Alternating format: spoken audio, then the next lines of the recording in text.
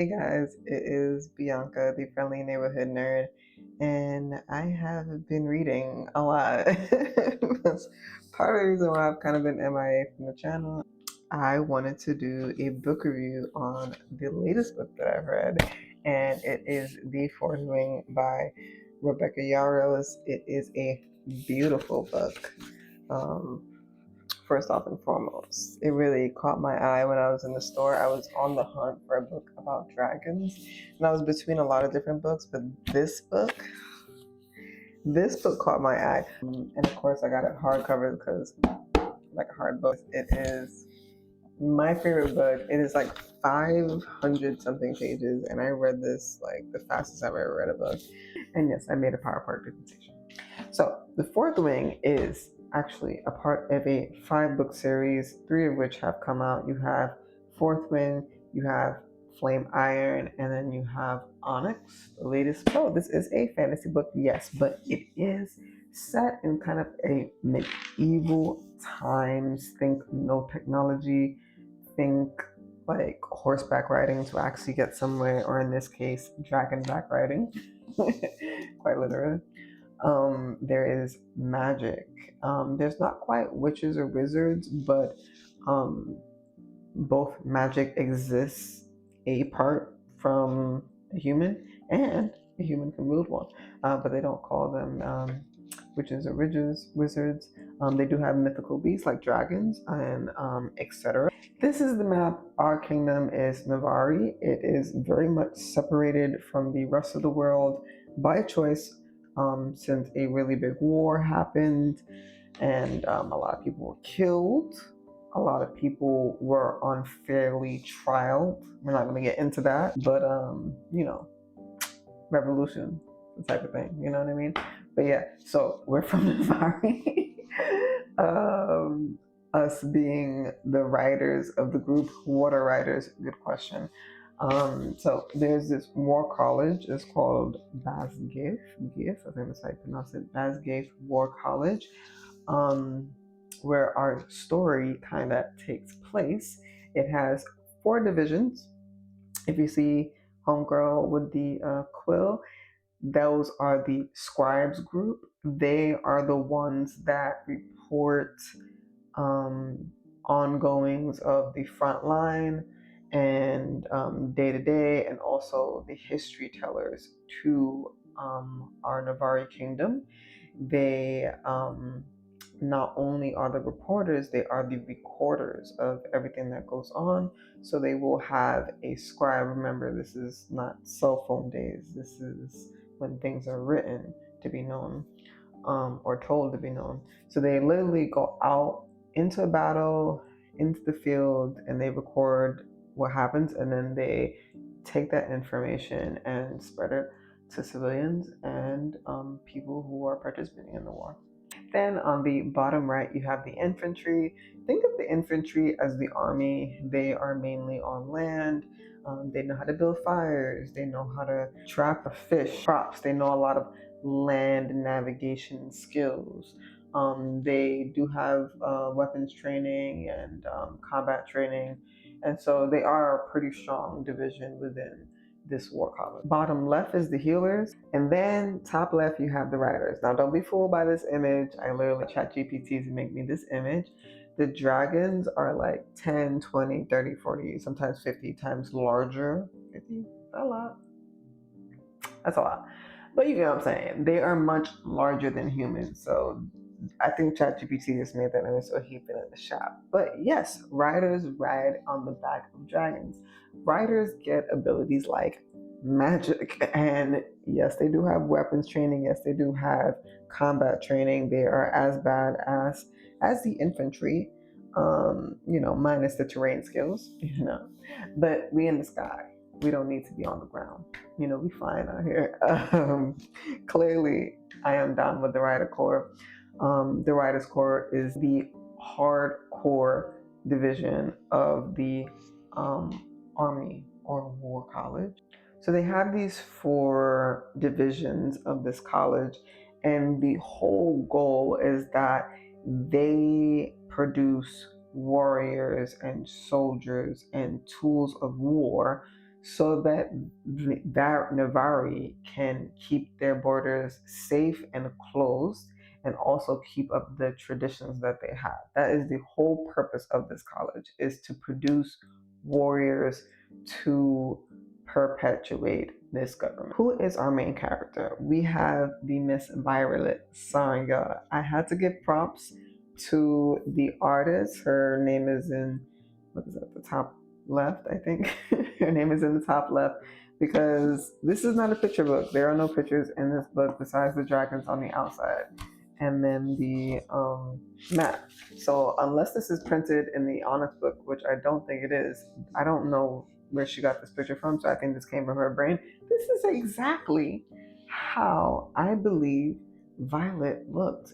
She's fair, she's beautiful, she has silver hair that's long, that's both hated and envied and adored. Her stance is like all gracefulness. Like she's really not a bulky girl. She's Miss Pete, little petite, you know.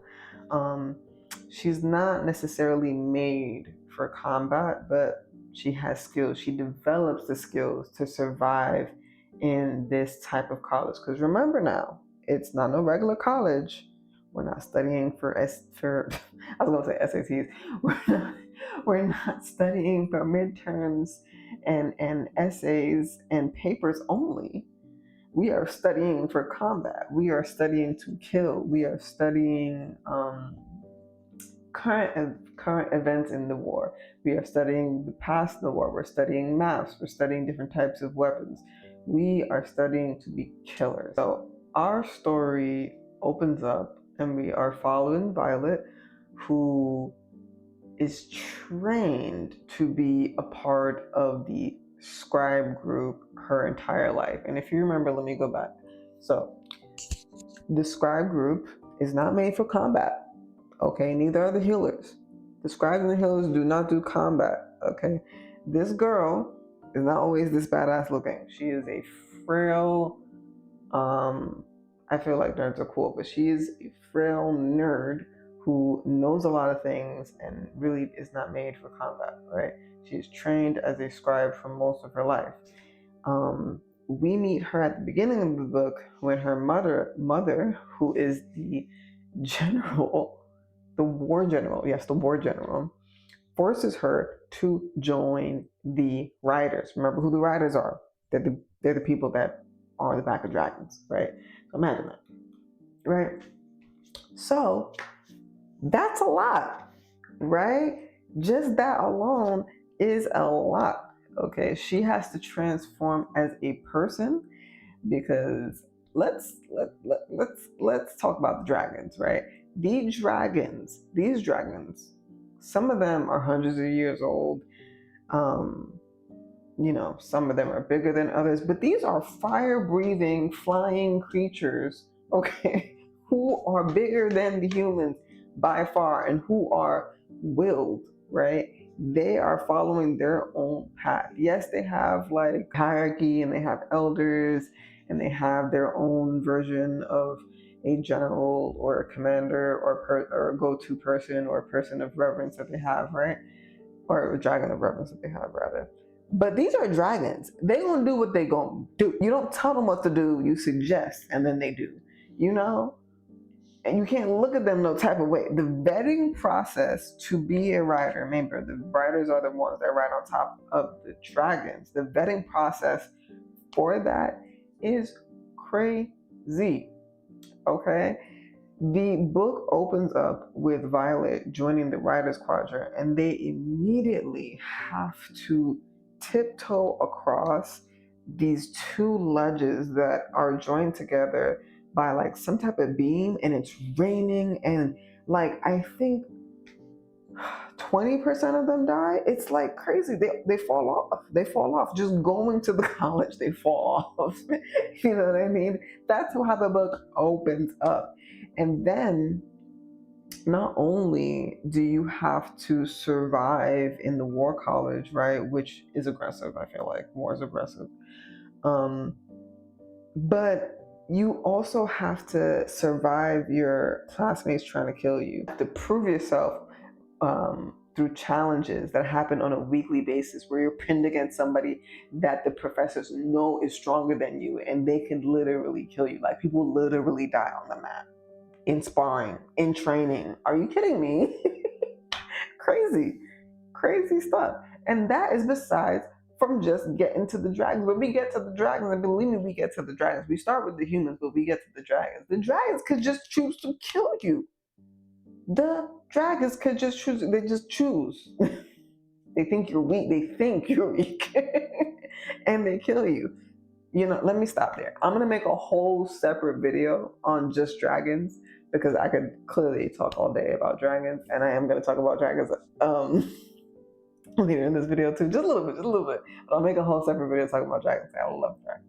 My favorite parts, the main character. I love the main character. Not only is she a smart young woman, but she is also, because remember, she was trained to be a scribe, right? So she knows all the history. She's read a lot of books. She reads in her spare time. She knows she's the type of person that recites when they're nervous. I love those type of people. So cool to me.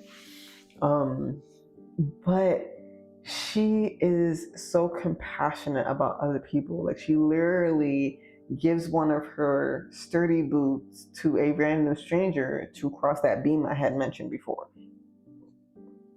That's so kind, dude. That's some honorable stuff. So she's just a bad ass. Her dagger skills are so cool. The way that she just deals with the pain. She's not like Mr. Glass type level of being more easily injured than others. Let's put it that way. But she is very injurable, and she is in a war college, you know? So she has to overcome a lot. And I really appreciate that about this character. And she's so sarcastic and straightforward, passionate, but vulnerable, and I really enjoy that. I really enjoy that. It makes her human, and I saw that immediately. The romance. I'm not gonna give too much away, but Xaden, whew, okay, you know, what can I say about Xaden? What have we all not thought about Xaden, right? Because Xaden, right? All the things, name the things, all of the things about this man, right? And Argo Violet gets to enjoy that. You know, it takes the book 2/3 the way to get to a really sexy scene. But I really respect it for that because it's not about that. It's not about that. We here for the plot, y'all. We here for the plot, and the plot is solid. But when they sprinkle dinkle the romance in there, oh, I love it. It becomes so much more to me. Not only the magic, not only the dragons, but also the romance. So good, so good. I love everything about their dynamic, the way that they talk to each other, the way they both scare each other, the way they both hate each other and are turned on by each other. It's a lot. It's a lot, and I love it. I love it. I'm here for it. I'm still here for it. 1.5 books in. I wish I had my other book. I'm almost through it. I'm not gonna spoil it, but it's good. It's good, man. I wanted to keep going. I hope by the time I'm finished with the 3rd book, she would have released the 4th book. Anyway, the romance. And then the dragons. Oh my God. I told you I was going to talk about dragons again later on in the video. I'm sorry. Here we are together, right? So, funny story, right? I must have got this book maybe a month ago. I want to say a month ago, right? Because it took me like maybe 2.5 to 3 weeks to read it. I think probably not even that long, maybe 2 weeks. Because I'm in the 2nd book and I just started that like if we round up a week ago, right? So 2 weeks before I started reading this book that I got in the store, right? I got a tattoo of a dragon. Right? Okay, so you're like, Bianca, what's wrong with you? If you haven't read this book, please read the book. You'll enjoy it, I promise you. But if you have read the book, bro, sis, I got a relic. You can't tell me I don't have a relic on my back. Oh my God. Isn't that so cool? What is the chances in this life? I love when things like that happen. 2 weeks before I start reading The Fourth Wing, I get a dragon tattoo, and then I get to the part in the book about basically dragon tattoos, and I'm like, yes, it was meant to be. That's how things should turn out. No, I'm kidding. I have a fantastical mind. This is just what my brain likes to be happy about.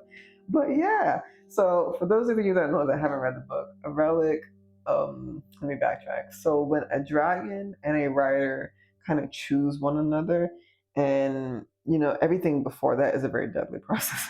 But when they choose each other, um, or when they contact each other, I should say, when they contact each other on a connected level, when they connect with one another, they have to fly together to present themselves to the commanders and the teachers, right? And so after they do that, or in the process of that, the dragon then uses their magical powers to bestow upon their riders like a tattoo of a dragon, and that tattoo is called a relic.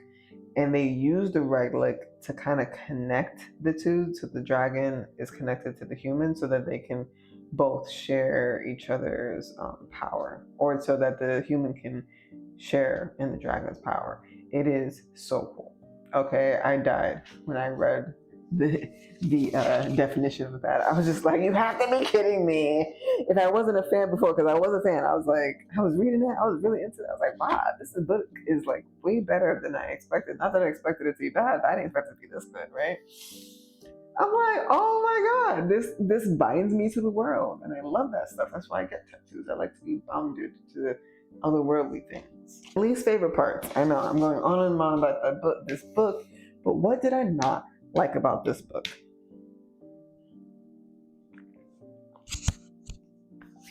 So I can't really say that I didn't like something about this book. I really liked everything about this book. Like, I really have no complaints. I thought there was going to be like an issue with her being so young. She's 21. I was like, you know, young adult fantasy, and like maybe this will be like too immature. No, it's not. It's lovely. It's lovely. It's like one of my top 5 favorite books right now. Yes, I would say top 5, top 5, top 10 favorite books. Um, right now, it's just so good. Um, it does leave on a cliffhanger, so it's not like you won't know that there's something that happens after it. So you kind of have to keep reading along. But I feel like I feel like I'm more than halfway done in the second book. And I can honestly say it's really good. But I enjoyed this book. Like, I enjoyed this book as being on the roller coaster if it's just getting more and more good, and the stakes getting more and more high, and things being um, taught to you, not understood. You realize something, the author gives you this. Um, you're holding your breath for the next scene. It's so good just by itself for the peaks that it has, and it really doesn't have any valleys. And I haven't read a book like that in a while. So I'm very hopeful for the rest of the series, because the second book is banging too, and I just can't wait for the last 2 books to come out so I can buy them in hardcover too, because your girl likes the hardcover. Like I said, look at this beauty, right?